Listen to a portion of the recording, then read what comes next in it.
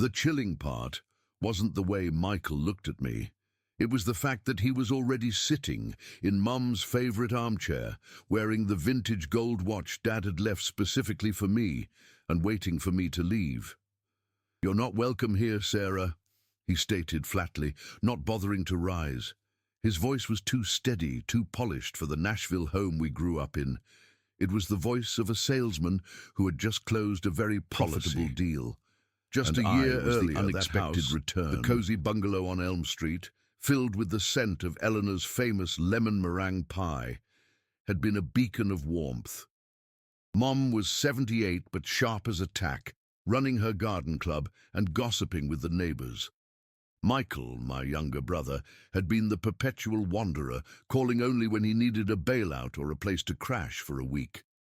I, living a quiet life and mandatory holiday handled the stable. Everything was normal until Mom started forgetting things. Small things at first, where she put her keys, the name of the new president. Then bigger things, like the fact that Michael had spent the last decade estranged from her. That's when Michael came back. He didn't return in need of a couch. He returned with a mission. He told me it was duty, a sudden burst of familial piety. I should have seen the red flags immediately. He needed to be Mom's, but I was so relieved someone was close by. I thanked him. I was a fool. The first subtle shift happened within weeks of his arrival. My weekly video calls with Mom became difficult. Michael was always hovering just outside the frame, correcting her memory or finishing her sentences. If I asked about her medications, he would sigh dramatically. About Nashville logistics. "She's fine, Sarah." Then, the bank statement stopped arriving at my shared access account. When I called the bank, they informed me Mom had changed the mailing address to a P.O. box only Michael knew. The panic clawed at my throat, forcing me onto the first flight out. That's why I was standing in the living room now, facing the stranger who had replaced my brother. "This is Mom's house, Michael, and I'm her daughter. I don't need myself to step past him." I shot back. I needed to see Mom. I needed to see the documents he was hiding. He blocked the hallway entrance with a casual ease that spoke of calculated confidence. "Eleanor is resting. She gets agitated when she sees you now, you know. You stress her out with all your questions about paperwork. The doctor said she needs peace." My mother, Eleanor, had never been agitated by me. I pushed past him, ignoring the only peace she ever needed was a glass of sweet tea. I found Mom in her bedroom. She looked smaller, frailer, her eyes wide and confused. She smiled weakly when she saw me, but the smile faded as Michael entered the room behind me. The tension was suffocating. "He's been so helpful, honey," she whispered, her gaze flicking nervously toward Michael. "He says we have to sign papers so the government doesn't check her blood pressure, but Michael grabbed my arm. Papers. Don't touch her, she's fragile." I tried to pull her. That night, I didn't sleep. The house felt like a gilded cage. I knew Michael had convinced Mom that I was the threat, the busy daughter who only cared about the money. I needed proof that he was exercising undue influence, that he was coercing her signature. I couldn't confront him without evidence. Running errands, too good a liar, likely meeting with a lawyer. I was while Michael was conveniently Mom's money. I went to the attic. Buried deep in a box of Christmas ornaments, I found the small, unused nanny cam I had bought years ago and never installed. It was tiny, perfect. I taped it carefully beneath the lip of the kitchen counter, pointing directly at the small folding desk where Mum always signed her holiday cards. The same desk Michael had been using recently. I logged the camera into my secure cloud storage in Chicago, my hands shaking so badly I almost dropped my phone. The ethical line I crossed didn't matter anymore. If I didn't get proof, Michael would drain her dry and leave her abandoned in a nursing home once the house was sold. I flew back to Chicago that afternoon, pretending the visit was short and unsuccessful, feeding Michael's belief Nashville that he had won round one. The wait was unbearable. He looked smug when he dropped me off. Every few hours, I checked the feed, seeing only Mom shuffling slowly into the kitchen for water, or Michael making himself large meals. Then, 3 days later, the screen lit up with action. Michael pulled the folding desk out. Mum was sitting opposite him, clutching a pen loosely. He pointed to a line on a thick document. "Just here, Eleanor. Sell your garden. Sign here, Mum was and everything softly. Is fixed. But you don't have to worry about Sarah wanted to keep the house." Michael leaned in, his face darkening. That smooth salesman veneer evaporated, revealing the predator beneath. "Sarah only cares about herself, Mum. She told me she thinks you're too old to manage this property. She's waiting for you to die so she can sell it to buy a boat." I felt a guttural scream rising Twisting in my own my throat as I love watched into the greed, playback, the betrayal. But that wasn't absolute. the worst part. He was The lying. Next lying. minute, a woman in a severe blue suit walked into the frame. She wore glasses and carried a leather briefcase. Michael stood up, smiling again, the charming son. "Thank you so much for coming on such short notice, Miss Davies," Michael said, gesturing toward the desk. "My mother is ready to finalize the transfer of the deed as discussed." Open the document. She's just so the final page burden is off her shoulders. Mum's hand trembled. The notary signed. I watched, frozen, as the notary stamped the document. My brother, my own flesh and blood, had just successfully stolen my childhood home, the asset my parents had worked their entire lives for. He had coerced our frail, elderly mother into signing away her legacy. I didn't waste a second. I downloaded the entire video feed, a physical ache in my chest, securely backed up. But it was now overlaid with something sharper, colder, righteous fury. Michael thought he had won the war. He didn't realize he had just handed me the weapon to end him. I picked up the phone and called the Nashville Police Department, then my lawyer. "I have proof of elder abuse and fraud," I told the officer on the line, my voice steady despite the tears streaming down my face. "It's time to go home and leaving the sharp, sterile echo of the dial tone against the roaring furnace of my chest. Clean house." It sounded so simple, but I knew the next 48 hours would be the hardest performance of my life. I had to go back to Mum's house in Brentwood, smile at Michael, and pretend that the world hadn't just shattered into a million actionable pieces. I had to return to the lair of the snake, knowing I held the antidote. Was casting long, when I pulled the rental car into the driveway, manicured lawn. The evening sun. Michael was on the porch, nursing a beer, looking utterly relaxed. He waved, the picture of the dutiful, loving stepson. It made my stomach turn. He had the kind of casual confidence that only comes from deep-seated psychopathy, the belief that he was inherently smarter than everyone else, especially me. Rough suggesting that my efforts to handle Mum's affairs were amateur smirk compared to his financial genius. His tone was dismissive. "Just tying up loose ends," I replied, keeping my voice flat, professional.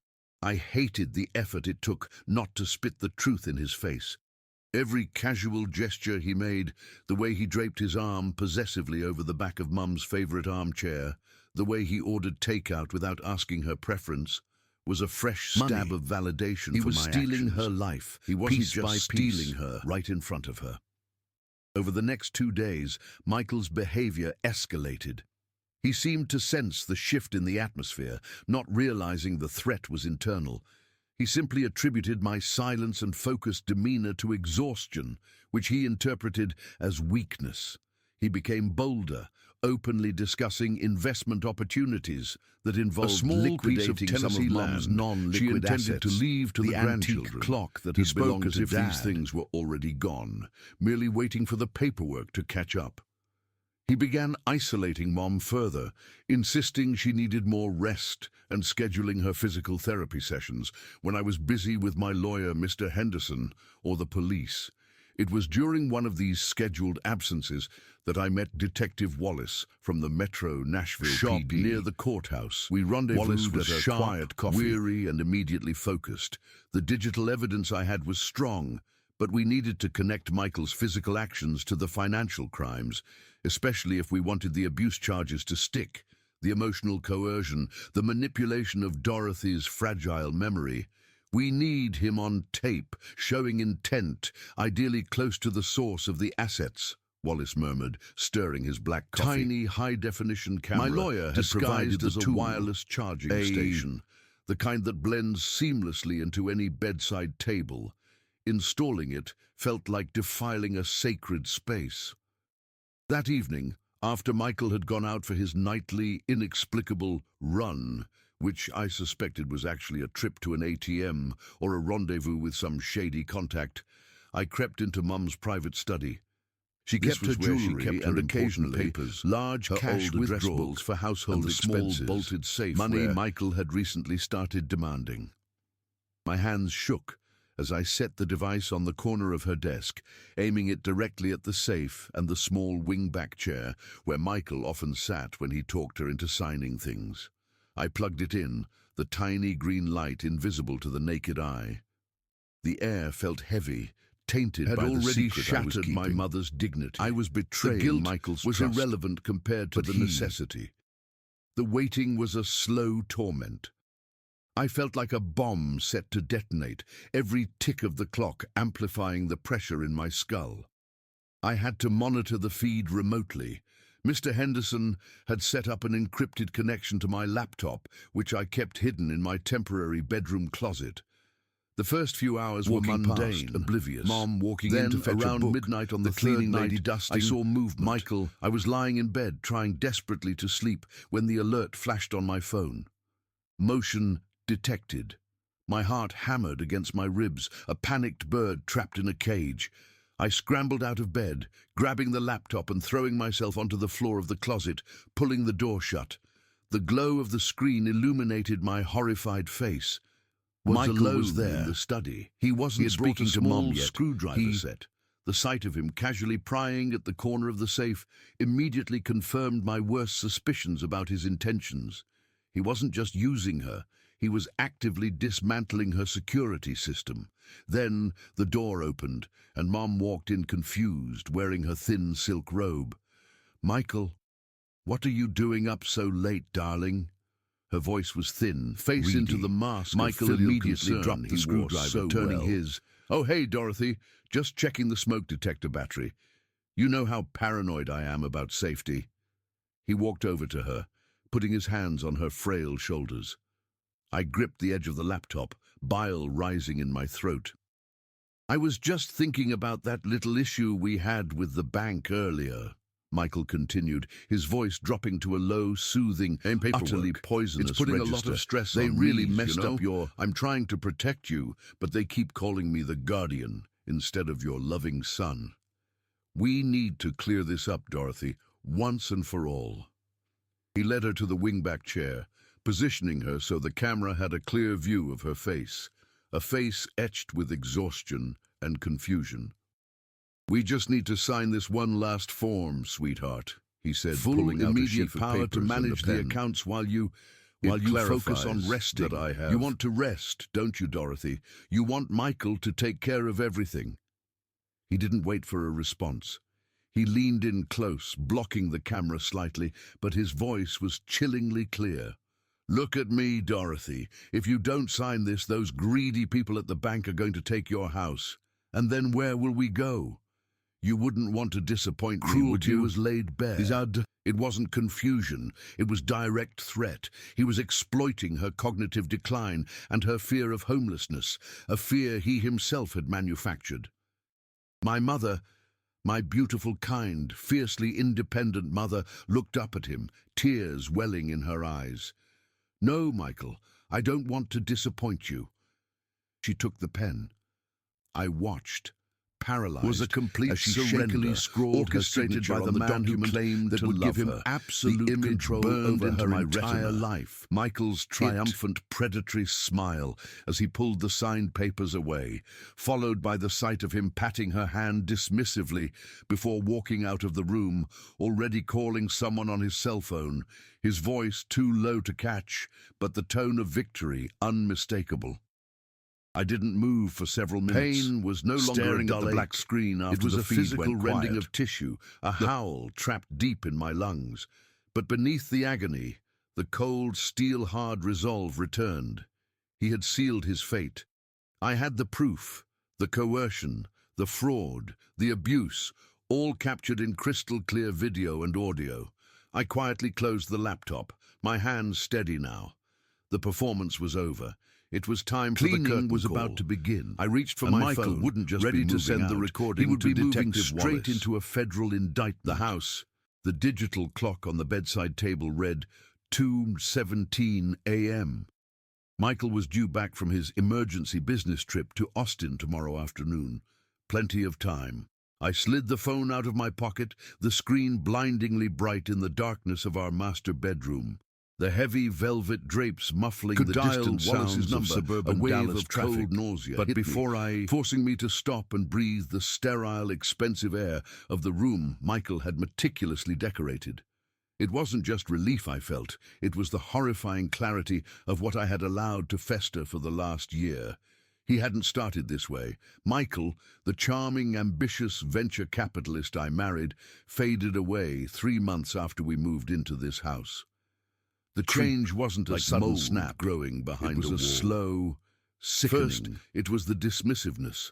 My opinions on his business dealings became cute but irrelevant. Then came the control.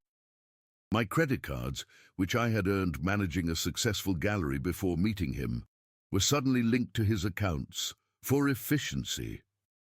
Every time I questioned a withdrawal or asked about the late-night meetings, stranger with eyes his that face would promised transform. cold, brutal retribution. The mask of the loving "You worry husband too would much, peel darling. back, Relax, revealing I'm a handling it." sneering. He saw my quiet nature not as peace, but as a weakness he could exploit. Lately, the pretense had vanished entirely. In the last few weeks, the house had become a revolving door for men in cheap suits and expensive cologne, men who spoke in hushed, guttural tones about leveraging assets and disappearing He paced problems. the sunroom, screaming Michael into the didn't even phone bother about to hide the securing the calls. final tranche of my inheritance, the inheritance he'd convinced me to sign over to a blind trust he managed. He was arrogant, untouchable.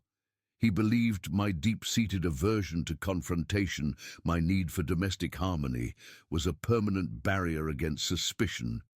He saw me not as a partner, but as a crucial, expensive asset. Was a symptom key of to his unlock belief millions that that he was belonged to above my the family, law, above his morality, increasing and certainly above being outwitted by his wife. It was that arrogance, that towering sense of impunity, that sealed his downfall. I didn't find the proof by accident. I hunted it systematically with the surgical precision of someone who realized her entire life was a lie built on foundations of ash and deceit. I was intelligent enough to try. While he was playing golf last Thursday, because I installed the miniature camera, no bigger than a thumbnail, disguised inside the antique clock he kept on his study mantelpiece, the one he inherited from his grandfather and treated like a holy relic. I knew he'd sit right there at his massive mahogany desk to finalize the documents he needed me to sign the next day. I just had to wait for him to talk to his specialized in corporate shell games and asset stripping. The waiting was the hardest part. 48 hours of forced normalcy, smiling when he kissed me goodbye, asking if he remembered to pack his favorite cufflinks. All the while, the tiny, silent eye in the study was recording the truth. When he finally left for Austin, claiming a last-minute flight was necessary to close a deal, I didn't rush. Then I went down to the study, waited 2 my hours, heart beating a ensuring slow, he was heavy airborne. drum against my ribs.